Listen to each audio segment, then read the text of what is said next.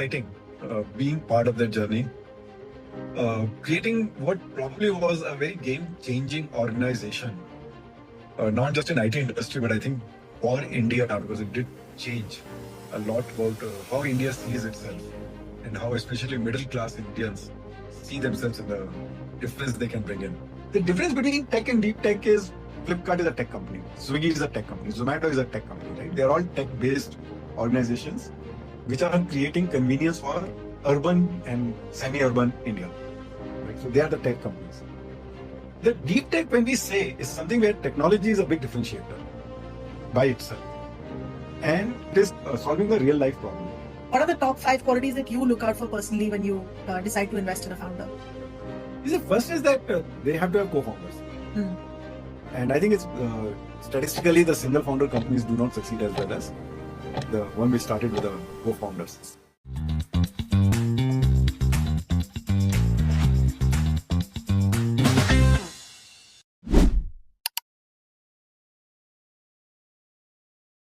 So welcome to the Sustainable Stack, and we'll discuss everything that is tech, sustainability, and the future of innovation here.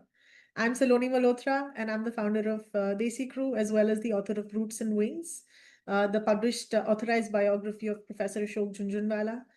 And today we have a very special guest joining us. His name is Rajiv Kuchhal. Rajiv is an alumnus of IIT Delhi and a veteran technology leader who has spent nearly 4 decades in building companies ground up.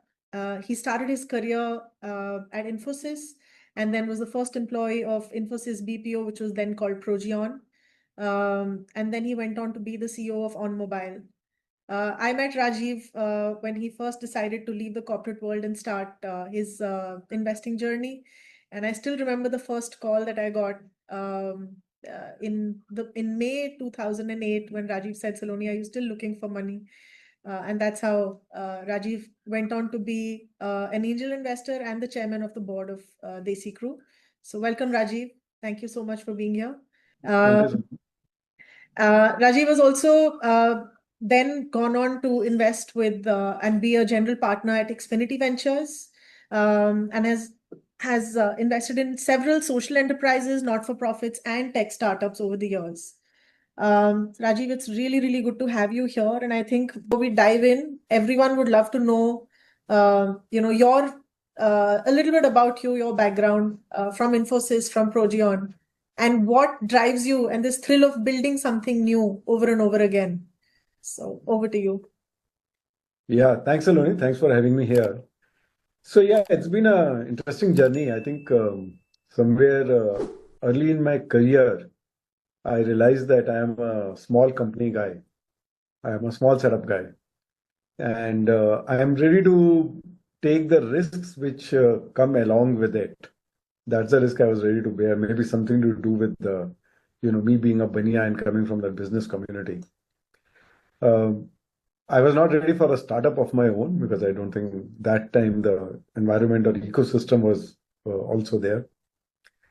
But, that's how I joined Infosys when it was small. I was very, very keen. I had offer from some other companies which were large at that time. In fact, I remember one of them talked about their scale very proudly, and it scared me. And the reason I joined Infosys, much against the advice and happiness of my family, was because I thought, it's worth trying it out and seeing where it goes. How big was Infosys at that point? Well, I was 118th employee, so you can imagine how it was. Yeah. And, like they said, one of the persons said, when things work out, you are the visionary. If they don't, you are a blind man with who couldn't see his nose, So fortunately, in this case, it worked out. So it was quite exciting being part of that journey. Creating what probably was a very game-changing organization, not just in IT industry, but I think for India, because it did change a lot about how India sees itself and how especially middle-class Indians see themselves in the difference they can bring in. So in that sense, it was very, very fulfilling and heartening journey. Very interesting. So from Infosys, it was Infosys BPO and on mobile, which were also, like you said, in fledgling at that point. You were employee number one at Infosys BPO. Yeah. Yeah.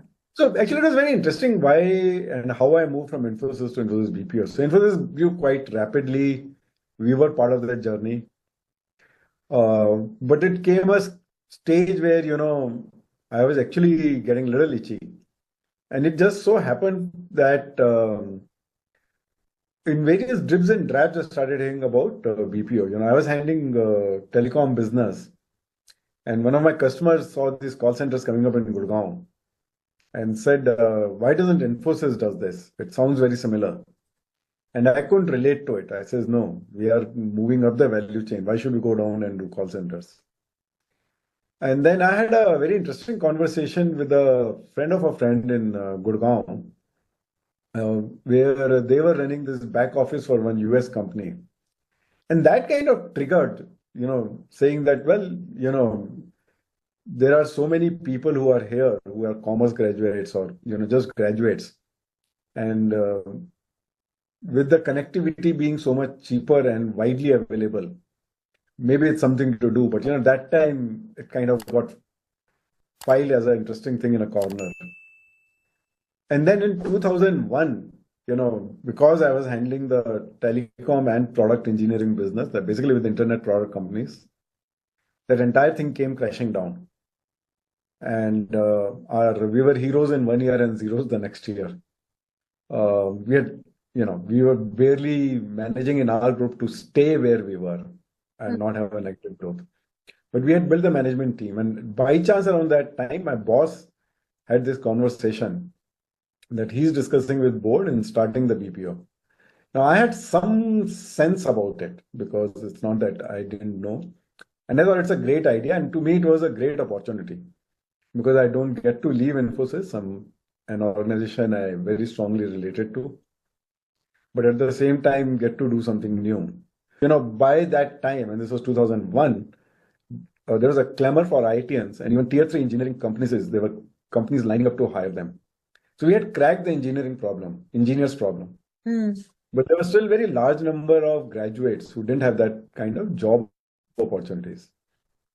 And I felt that this could be a great, model to take what India has done to that larger segment. And it was this not is the early 2000s. This is 2001. This was really 2001. Right. Yeah, April 2001. I mean, it was after April board meeting we had in, I was in Chandigarh actually at that time. I had set up Infosys Chandigarh and I was in Chandigarh in year 2001. And it was my flight from Bangalore to Delhi where, my boss was on the same flight and we sat together. And it was really in the April board meeting where that whole thing about slowness was hitting. Because I remember that Infosys gave the forward guidance of 20% or 30% growth. And at that time, that was such a sacrilege because we were all doing 30% growth was sacrilege. It was because we had all done 100% every year. Yeah. And I remember there was a stunned silence in the room when Nandan said, "Yeah, we have given the market guidance of 30% growth." Yeah. So it was during that time that my boss spoke about BPO, and I think I took about a few days to think over it, and came back and told him, "Yes, I'm ready to explore that." I mean, the fact that we had slowed down did mean that I had a lot of time in my hand to start that exploration. So that's how the BPO journey started. It was very, very interesting journey. We were the first IT company, large IT company, to formally get into that space. So it did get a lot of credibility because of that, and it did provide going forward the kind of job opportunities which we had envisaged that it will provide. Very interesting. Sorry, you were saying something. Yeah, I think on mobile was just more because at some point I was getting a little restless, wanting to get back to tech. So after working in all the stellar companies and big brands in India, you decided to go solo as an angel investor in 2008. I mean, today a lot of people think about angel investing as the coolest thing to do, but back in the day, 20 years ago, not a lot of people even knew what angel investing was. So what prompted you, to move in that direction? Yeah, so actually, first I will say that though you mentioned that I worked for the brands, they were not the brands when I started working for them. They did become brands subsequently. So I was quite comfortable dealing with organizations which don't have a brand at that point of time.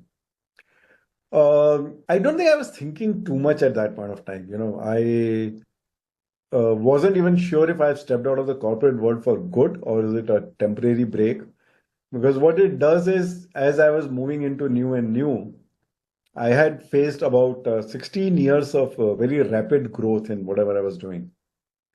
And I thought I'll just take a small break and, whatever I have learned during this journey, can I take it to a larger uh, audience and a different setup?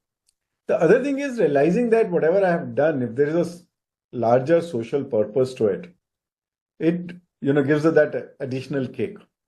And that's when I decided, let me get engaged with social enterprises. The good thing about being involved with some of these organizations early stage was fortunately I did have some amount of elbow room when it comes to finances, so I could take the financial risk. Um, the investing was new, but again, because I have tried things new, so I was quite comfortable in trying it out. And somehow when you came and that idea appealed quite a bit because to me it looked like an extension of what I've been doing. Right. And what I saw that, we could take the problem of engineers to graduates. Now we have solved the urban problem, but can we take that to the rural areas and extend that? I mean, it turned out to be a much tougher journey than I thought, and it's taken much longer. Yeah. But the point is that at that point of time, to me, it was in the same direction that it was moving. So it looked like the most natural thing to do. And since I still wanted to stay in touch with tech, I also started investing in some of the tech startups as well, which again were probably very early stages. But, when you take risks at early stage, you have to be ready for everything. It may work out or it may not work out. But that's the way it was. So for me, it was, something very logical extension of what I had been doing. So over the last 2 decades, how many companies have you invested in now? Well, frankly, I don't remember. It's not that many. And I stopped angel investing some time back. No, but angel and otherwise, as a VC, which I became a part of Xfinity. Yeah. The reason I decided to work through a fund rather than directly was because I think it just brought in certain kind of discipline. Right.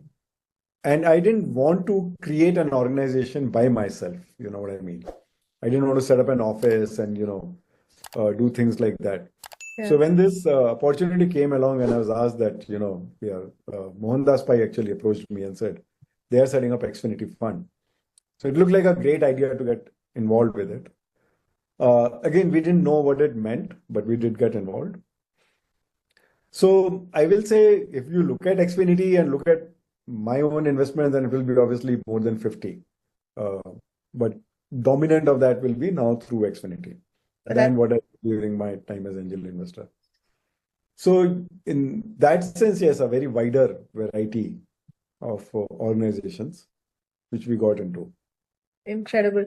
I think one of the questions which a lot of people keep asking, Rajiv, especially the youngsters who are coming in today, what is the difference between tech and deep tech, right? How is it different? And do investors like you look for any institutional support that the founder should have, in a tech or a deep tech venture? Or, people who are just building on their own in their garages, which is the most romanticized notion, right? Do they also stand a chance? No. So at this stage, we don't really give institutional support in deep tech, especially. A lot of, I will say, big criteria. I think what it does so one of the things is that it's not that you wait for companies to come to you. Sometimes you have to go look out. Right. And I think being associated with some institution and organization, what it does is it makes you more easily discoverable than trying to discover something what's going on in a garage. So in that sense, they may have an advantage. But when they come to us or any next step, the fact that they had that support, unless that support has resulted in something meaningful, does not carry any value Sure. at this stage. And it may change, but at this stage, it does not. The difference between tech and deep tech is Flipkart is a tech company, Swiggy is a tech company, Zomato is a tech company, right? They're all tech-based organizations which are creating convenience for urban and semi-urban India, right? So they are the tech companies. The deep tech, when we say, is something where technology is a big differentiator by itself. And it is creating solving a real life problem. And at least in our case, we went to B2B deep tech because all the people who came together for Xfinity had worked in B2B environment. So we didn't understand B2C at all. So we had no idea what it means to get 1 million customers, 5 million customers. We were from the background, does it mean to get 10 customers, 50 customers? How do you scale them? How do you mine them, farm them? So we were more comfortable in B2B and we were very comfortable in deep tech, which at that time meant using tech to solve some real problems. Can you give an Now, example of a company that fits in that? so for example, here was this company, before this whole AI became a buzzword.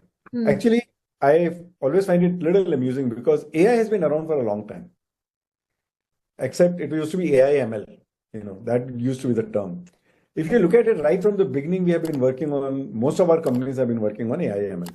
Right. Which is that you learn as you are doing along.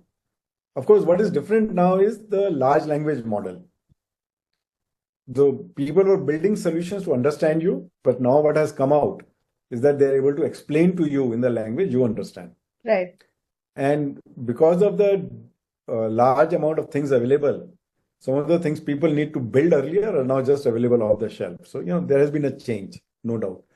So, for example, in the first fund, we invested in one company, which I think was a little ahead of the time and did very well, but then it just collapsed. Which was that if you take a photo of a shirt, other than the size, it will classify what kind of shirt it is. And they were selling it to people who had large warehouses and need to go online for their cataloging. So very useful for them because a lot of catalogs had mistakes. And they had a very strong visual machine learning and AI engine lying behind it. Now, here it's solving a real life problem. The organization, the stores need to go online or online stores. They need to, how much time it takes in models, for example. Whereas here they could take the piece and almost like fit it into a model. So we didn't have to do too many photo shoots. So now there were real life problems. I think they were just ahead of time. They got good traction. It needed a lot of money because they had to build everything from scratch. Today you can get a lot of these things ready-made available. Right. So they burned through quite a bit of cash before they could see sufficient revenue traction. But there were companies like that. The one which did very well in the first was building, again, analytical tools on for the app developers to how to best engage with your users. So their customers were app developers, large app developers, not, mom and pop shop type, who wanted to see how to best engage. And that company is still doing very well. We exited, but they are doing extremely well. So I can go on such examples where here the tech was the differentiator. And there is a large moat. That large moat is not because of network effect, which is in many ways is what the e-commerce and all your Swiggy Zomatos have. What they have done is the network effect. So you have to pump in a lot of money, create that network. So this is not network effect. The tech itself is a differentiation. Ideally patentable. Ideally patentable. Ideally. But if it is not, that's okay too. So that is the difference between tech and deep tech. And when you say ideally patentable, but it's not, even then it's okay. How much does it make a difference if you have a patent? And how easy or how difficult does it get for, someone who has a patent? So I don't think getting a patent by itself is a difficult thing. I think it just gives you that comfort that what you have done is something you can fight out later if required. As a company, as an organization, it does give you that strong brownie points. And at times, the patents itself becomes valuable, especially if you're early in the game. Right. And somebody may just buy you out because of to defend themselves than Right. anything else. Right. So it could be a great exit strategy sometimes if you have patents which are of that nature. So do they create value? They do create value, but not directly, not unless they lead to direct business or revenues. Interesting. Because we are not into pure research. We are not investing in pure research. Right. We're Right. still investing in technology which has got a real life usage. Right.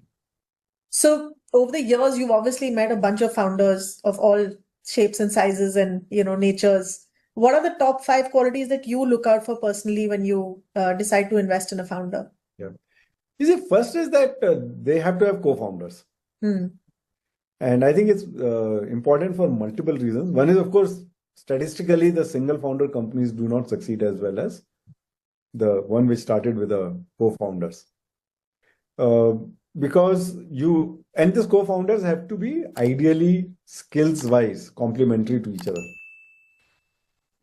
So we think first is very important is to have co-founders. In fact, many times we have told guys, go back, find a co-founder, come back.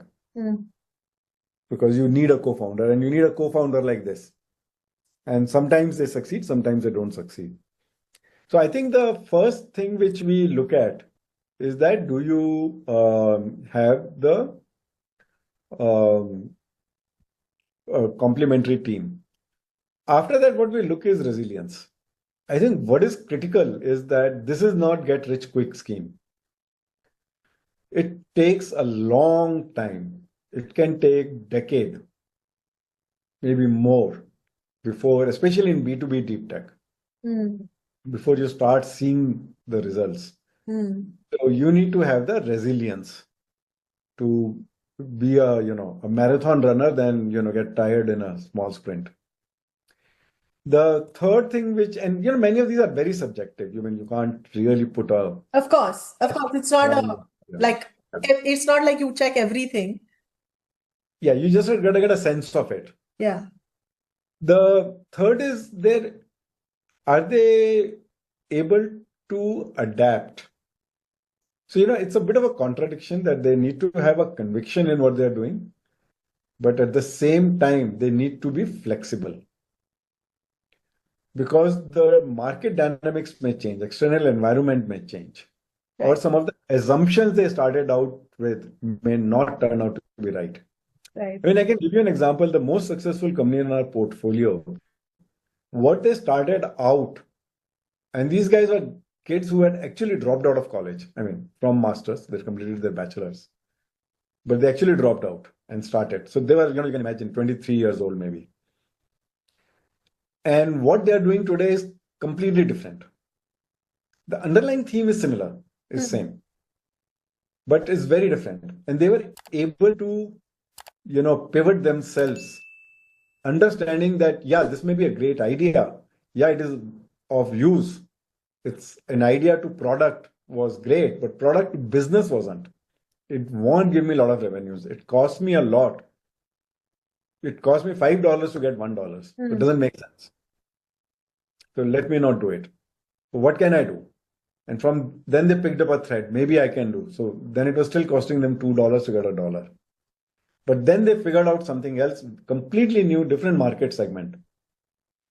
And today that company is the most successful company in our portfolio. Interesting. We are at some point they may become a unicorn. They are not that far, but yeah, they still have some way to go. But they were able to adapt and pivot without losing the focus and without losing the heart. So that's where the resilience came in.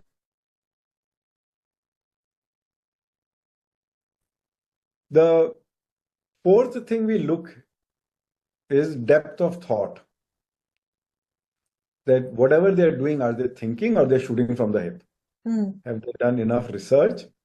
Or if they're giving the answers, are they thought through? Right? So how quick are they on their feet? So these are the fourth thing which we look for. And frankly, last thing we look for is how much they value the money. How much they value the money? Yeah. Okay. Because what you don't want, you invest and somebody sees the money and starts splurging. Right? You don't want them to start becoming cautious only when they're running out of money. You want them to be cautious from day one. They have to value money. They have to value the investment. That's what it is, investment. It's not a check to go and have a nice lifestyle.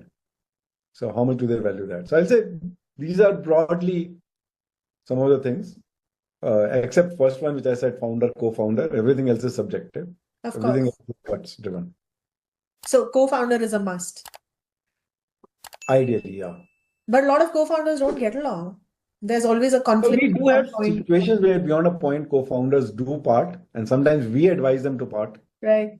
But I think if it happens at a stage where there is a team, it's still okay. But I think at early stages, it's very, very important to have co-founders.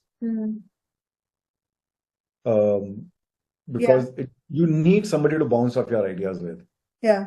Because it can be, as you will probably know, it can become a very lonely journey during early days. Right. And that's why you need someone out there. Right. So the success in the case of having a co-founder is that much better and higher.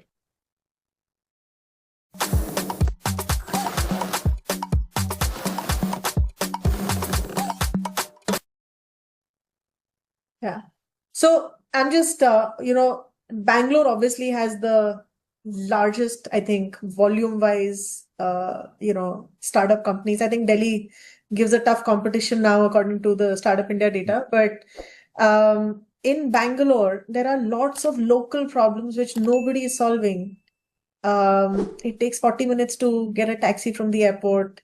It takes forever to reach the office from the airport. There's water crisis, you name it, right? Like, why are we not solving things for ourselves? Why are we solving these, abstract problems, but not improving the quality of our own lives? What's happening? Well, we are getting into a stage where we are going beyond the tech into the ecosystem.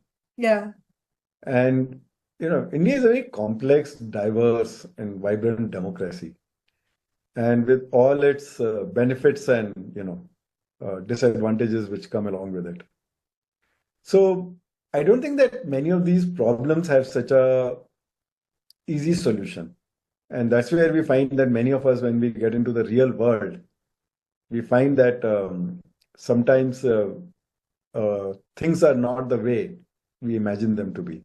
In fact, in the other part of the world where I also work in, with our foundation and other things in the social sector, it's always a continuous learning journey, a continuous journey of learning. Or what does it mean? So I can't really say there are easy solutions to it. I think the important thing is to continue to engage with all the stakeholders, understand what are their drivers, what are their compulsions, and they have their compulsions which, sometimes we can get into moral indignation. The reality is that it's there, right? And having said that, I think Bangalore does have a very active civil society. Within that, we do manage to create many things, and there are many problems we have solved as well. But it is far more complex than when we make out to be. No, I mean, yeah, Priyank Kharge said very nicely actually when he was asked that nobody from Bangalore says that I want to go and work in Kanpur, right? But everybody from everywhere says I want to come and work in Bangalore. And the largest influx of people is now in Bangalore, like new people coming into the city and the city expanding. And it's just phenomenal how much the city needs to adapt as well. So I hear you, but at the same time, I feel we are taking such bold, audacious goals as a city. We also, and the brains are there, the money is there, right? So yeah, one would just think that it would be a little bit faster, a little bit better. Yeah, but it's better. But the problem is it gets worse at a faster speed than it gets better. So Yeah. So, Rajiv, the consumer tech business became not consumer tech necessarily, all the consumer-led businesses, became very popular with Shark Tank. Suddenly, households were talking about, EBITDA and CAC and all of those, MBA terms. Um, and while the consumer businesses and D2C businesses really took off, for tech and deep tech, right? How do we make it easier especially now with AI, how do we make it easier for people to experiment, toy around, build things so that we can solve some of these problems that we face on a day-to-day basis everywhere? It doesn't matter whether it's Bangalore or it's Bhavnagar, right? Like there are problems everywhere. So what kind of format, what do we do that can really solve problems for India using tech and deep tech? you see, you have to realize that India has a very unique thing. And that is a very strong public-private partnership. A lot of the tech innovations have come from Bangalore-based teams collaborating with Bangalore and Delhi cooperation, if I can call it. So starting with Aadhaar, Right. and then UPI, and then whatever else we are working on. There are many other things which are going on. Many of these came from Bangalore, not this your Namma Yatri, which is also become very popular. Right. So eGov, which is helping digitize the local governments. So there are a lot of things which we are doing at that level. If you look at a lot of the contracts of the entire income tax portal is being managed out of Bangalore. So at a central government level, there has been a very high level of engagement which has happened with the tech ecosystem. You see, for longest period, we used to call tech in India is either export or import. Right. What we use, we import. What we develop, we export. And we were not, it was like literally two economic engines running in parallel, right? There has been some convergence which has happened. When the startup ecosystem came along, it took the benefits of the tech ecosystem, right? What did tech ecosystem do? It led to proliferation of engineering colleges. It led to understanding of what does it mean to develop good quality code. I had first time seen internet when I went to Canada, right? I mean, I had not seen. And by 2001, 2002, 2003, 4, 5, whatever you put it, we knew what's happening in the world. We were on par. So they brought that part for solving some of the urban India issues. Now, that may have been convenience related. But the point is, it had its own economic benefits. Of course. Which it created. So now people relate to that. And it took a long time for us to reach there. When it comes to deep tech and solving India problems, I'll put it in two buckets. One which has to be done with government, in partnership with government. And I think at least at central government level, there have been a lot of progress in that. And across many years, across governments. It certainly started in late 2000s. And it has only got accelerated since then because people have seen what it has done. And I mean, when we go to US, we really miss UPI. You really miss? UPI. UPI, of course.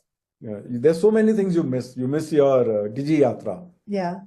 There's so many things you go there and say, Kya yaar, I wish I had this. Yeah. So there's so many things which we have done which we miss outside. So I won't say that we are not solving the problems. We are. Certain things take time, especially when it comes to physical infrastructure. There it becomes very, very challenging, right? I mean, look at the smart cities.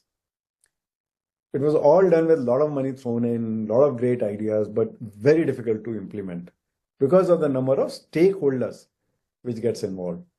I mean, what I may want is not what a farmer may want, right? Right. A guy may not be willing to let go of a house is living for generation Right.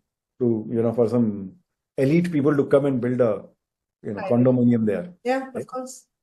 So, and we are a democracy. We are not a dictatorship or, authoritarian state where we can just bulldoze our way through. So I think we have to be engaging and be involved. Right. And we have to see tech as a means without understanding. We see so many people coming up with tech solutions to solve, let's say, agriculture problem, agri-tech, ed-tech. You name it, it's there. Right. Everybody is trying to solve that problem. But have we understood how farmers operate? How that ecosystem operates? Have we gone and spent time there? And if we can't, or if we don't, or we don't relate to that segment, then there is a challenge. Yeah. So you can create the tech, and the tech may be useful. But to me, that tech has not become a product. A product is only when customers start adapting. When there is, and then it becomes a business when there is a business value to it. Right? So you have to be innovative. Right. You have to think about how to go doing it. So I won't say it's easy. Yeah. And because of the foundation, now that I travel in interiors, you see, I mean, I was in a region where there was no Airtel signal Even now in 2026. in 2026. Wow. A few months back, there was no internet signal, no Airtel signal, right? So suddenly my UPI won't work. Can you imagine, what happens? You're so dependent on your mobile phone. Yeah. I used to You tell, stop carrying cash.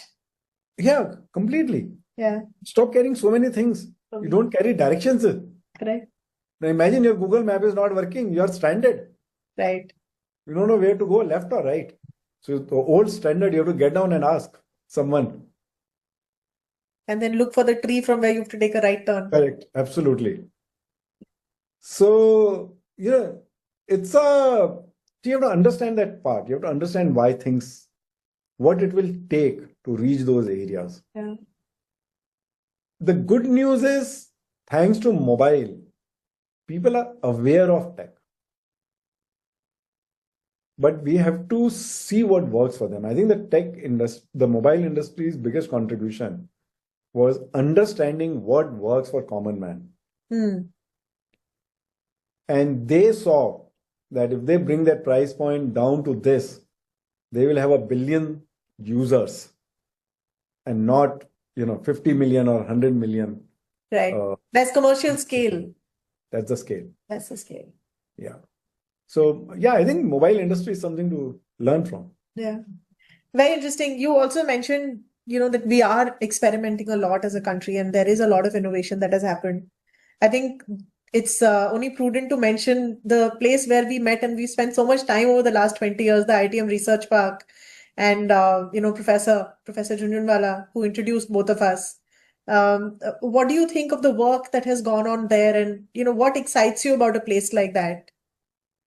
So I think to me the most incredible thing about Professor Ashok Jhunjhunwala and thus IIT Madras, I don't think it was, and you always need a disruptor, and I think he was that disruptor, is that he was always very good at identifying a problem ahead of its time and say, how do we go about it? And saying that how technology can be used to solve real world problems, to solve real life problems. And I think that has been a very, very strong contribution of IIT Madras specifically, and a place like IITM Research Park to be an incubator to many such organizations. And the good news is that now many of them are emerging everywhere. What we still lack is, of course, a very vibrant industry, academia interaction. And we still haven't cracked that model. We, um, we need really a lot more depth still going there and a lot more breadth. Breadth, I think, is happening, but I think we need a lot more depth happening there. Good news is there's a large recognition. Everybody is talking about it. Everybody is doing something about it. And, only when you have 1,000 people doing it, you can see 5, 10 humongous successes. So I am more optimistic, but certainly IIT Madras was, I will say, the first institution to realize and trigger it. Yeah. Well, I think one of the common themes which, I mean, I obviously picked it up from the incubator, but which bonded us, was that you always thought of tech and sustainability together. And having worked with you for the last, 2 decades now, every time we are sitting and making a decision, you are always opposed to, uh, like it could be a very profitable decision, but if it doesn't, like if it causes destruction in any way, you're always hesitant in some, you will take more time to think about it than another leader would, right? Yeah. You always think about balancing things and about taking things together. I'm just curious a little bit more about, that philosophy of yours and how it plays out in your decision making. You see, actually, I will say that some of it maybe was inherent, but a lot of it also came from Infosys. Because you realize that sometimes it may be a profitable decision in short term. But long term, it's actually going to hurt you. So if you ever take a long-term perspective and you first say that there has to be sustainability of the business, then you cannot divest yourself from the ecosystem.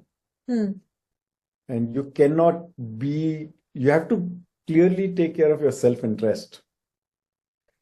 But there's a difference between self-interest and selfish interest, right?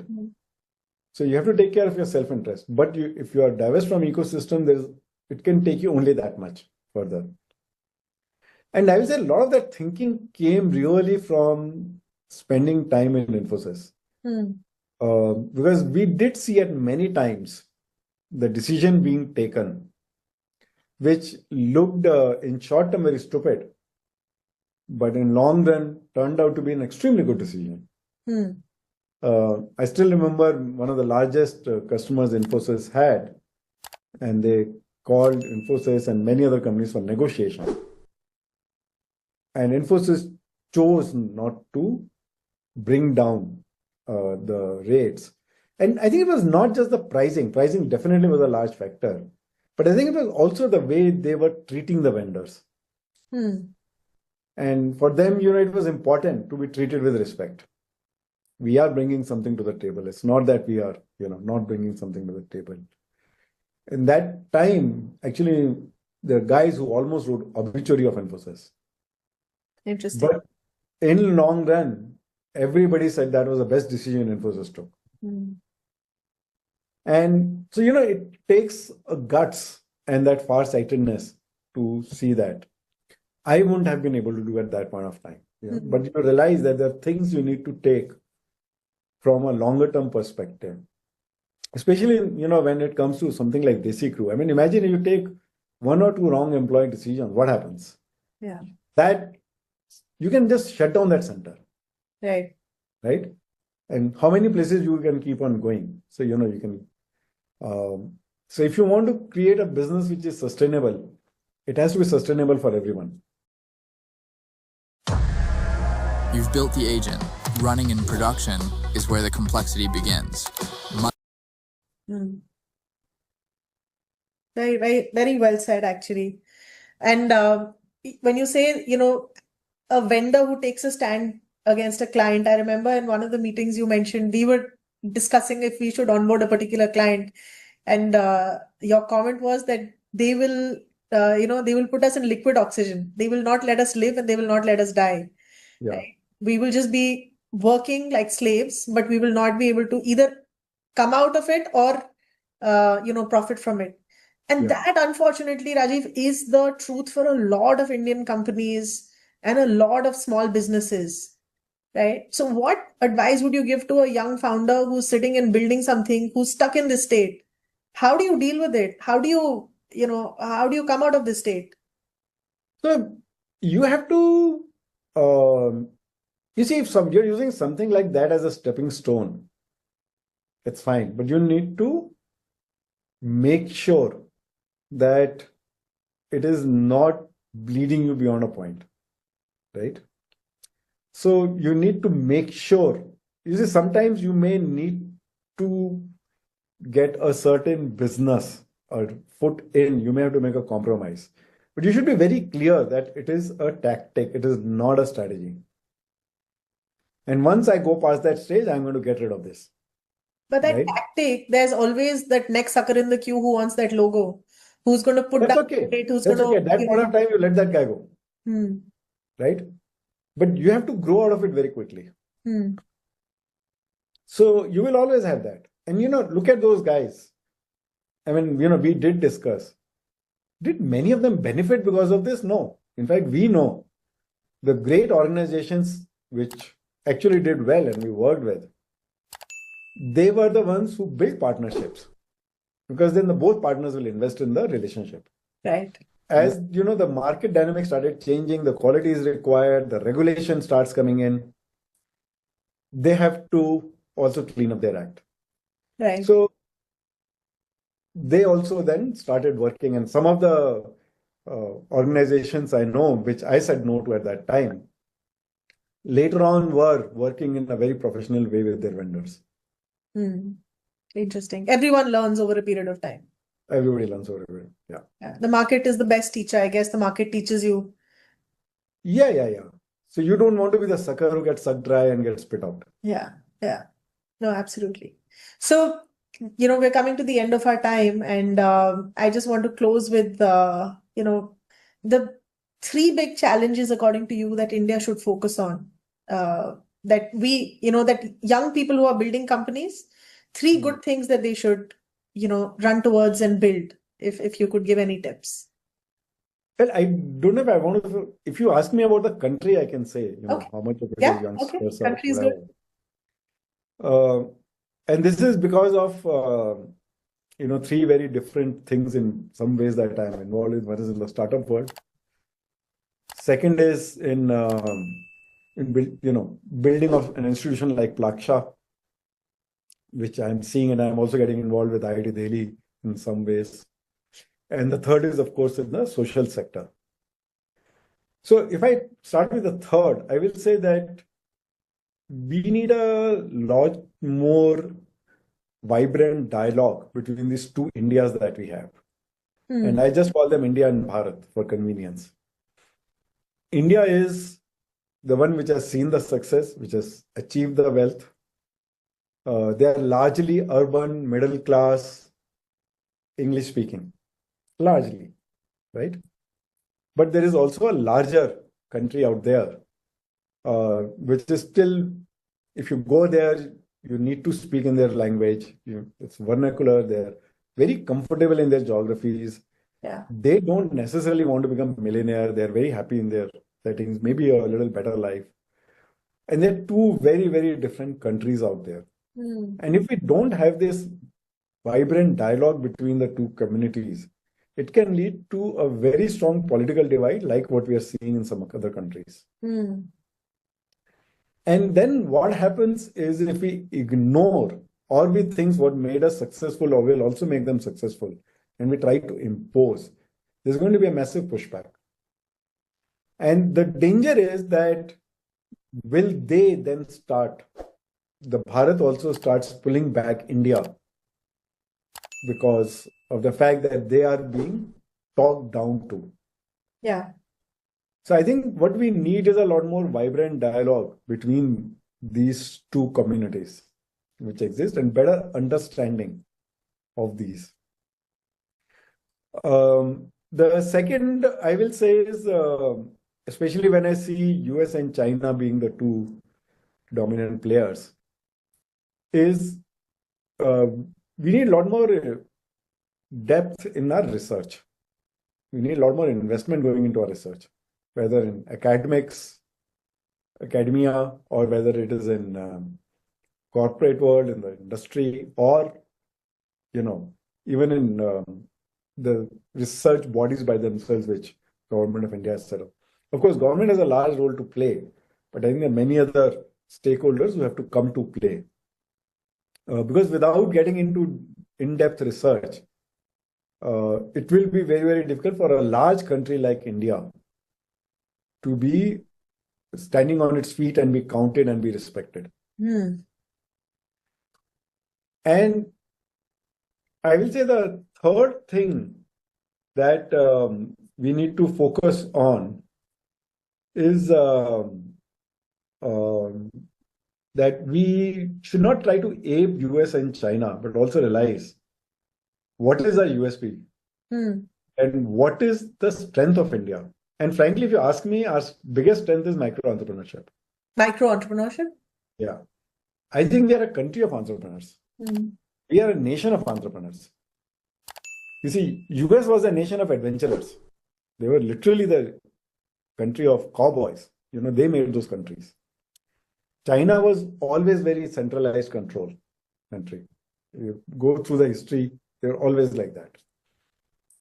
We were always the very country of local communities, local entrepreneurship. You know, very, very small. We are the country of kirana shops. So it's very, very important to value that and respect that. And in trying to create the corporate world like the Western organizations, which demands uniformity and compliance, are we going to lose our uniqueness and diversity? Like you mentioned, Bangalore. Bangalore is Bangalore because of that, because, you know, we have entrepreneurs everywhere, including places we don't want entrepreneurship to be there, but they're there. Yeah, I found it very interesting that you talk about India and Bharat. So in the book, there is a little piece that I've written about how Kishore Bayani defines it. India 1, India 2, India 3. And exactly the same definition as you, that India 1 is, you know, the English speaking, more mobile. So, and he says anybody who has domestic help is India 1. And anybody who is domestic help is India 2. And the biggest problem is that India 1 is not paying India 2 enough. India 1 has made the money, but India 1 is not willing to pay India 2 its due share or, you know, fair wages, which a lot of people push back and say it's market economics and market forces and whatever, right? But the truth is that there is, you know, some room for improvement, like you said, some room for dialogue, some room for improvement. Yeah, I think the more important part is understanding and having that dialogue. Yeah. You know, I don't believe that just by paying them more. Hi Gayatri, I'm a 30-year-old housewife and I've seen manifestation work for so many people, but when I tried, it will work. Yeah. I am not a believer on that. In fact, during the time when I was involved with DCLIVE, somebody came along and wanted to do a rural BPO, but wanted to pay city salaries in a village. And I said, you're going to make these guys useless. And he was a bit taken aback. And I said, because, you know, when a guy is earning so much, the family, he will become the king out there and he'll stop working. Yeah. So, you know, the money is not the solution. Understanding each other, respecting each other is a solution. So can I treat my maid servant with respect? Yeah. Dignity. With dignity. Yeah. The dignity of labor and not, you know, knocker chakar, which is a term we use, right? That they are a service provider. So it's fair wages. Fair You're not paying more, you're not paying less, you're paying fair. Yeah. You're being fair to them and you treat them well. Yeah. Right? I think that is more important. So just paying more money is not the solution. Of course. Of course. Yeah. Context is important and building the bridge and that conversation is equally important. Yeah. So we left out actually, thank you for bringing it up. We completely left out talking about Pleksha and how you got involved in Pleksha and Plaksha, sorry. How did you get involved and, you know, a little bit about that? Actually, my getting involved in Plaksha was completely, like many things in life, was completely out of the blue. So through a friend of a friend, I met him and this guy was also from ID Delhi. And we kind of had heard of each other, we had run into each other, but once we said, look, let's catch up. And I caught up with him and he mentioned about Plaksha. And some of these guys, he and some of his other friends were also part of the team of Ashoka during early stage, and he says they have come up with this idea. So the idea quite appealed to me. The fact that it was being set up in Chandigarh, I think, appealed to me because for some reason, like I told you, I set up Infosys Chandigarh, that always remains close to heart. And it just so happened that in few weeks I was visiting Chandigarh. Okay. So I went and saw that time they were doing the digging. And I just thought it was a great idea, something to get involved with. And it's like you get involved in early stages, it may work out, it may not work out. It's one of those things. But I mean, I will say it's one of the things which has worked out so brilliantly. Yeah. I think one of the unique things about India, which I'm finding, is this whole concept about collective philanthropy. I haven't seen it happening anywhere else. You always have people setting up their own, which happens in India also, like BITS is there and Shiv Nadar University is there, Premji University is there. But this coming together of the next and bringing it together as a collective philanthropy. ISB, I think, was the first example, but it was really Ashoka which showed the way, and then now we have more coming up. Right. And the interesting thing about collective philanthropy is not just it brings money from many people, but also it brings very diverse set of people together. It's more democratic, more open-minded, and than any government institution or a corporate or an individual-led organization institution will be. So I'm very, very optimistic about Plaksha. It's turned out to be extremely well. I think today, frankly, with what's happening in space of higher education globally, we need probably 40 more Plakshas in the country. They're not easy, but I can tell you from the demand perspective, there's a very high demand. Yeah. Just need to see how to create the supply. Yeah. Well, very interesting actually, both on, I think universities, definitely there's a lot of excitement. A lot of our friend circles are talking about how they want to set up like the new age universities. Life is changing. But there was a very interesting article that I wanted to refer to. A friend of ours wrote, her name is Nagma, she runs Edelweiss Foundation, and she said that India is looking at philanthropy also very differently now. And they're looking at it like a portfolio. It's not ki check kata aur bhul gaye, but they're looking at it like a portfolio and how much more that money goes forward. And I'm assuming, again, you've been doing this for a long time before, anything else. So you've experimented with all of these different formats, angel investing, philanthropy, venture money. Can you just tell us like how, and there are a lot of people who are looking at, these models. Like, how do you look at them differently? When do you decide, which kind of money is more worthy? Obviously, the more obvious thing is it's a not-for-profit, it's a for-profit, but like a university is very different from a not-for-profit that you run, is very different from a social enterprise. How do you decide where you want to park your money? So I think there are, at least to me, there are broad two themes that I look at. One is how we can be world-class.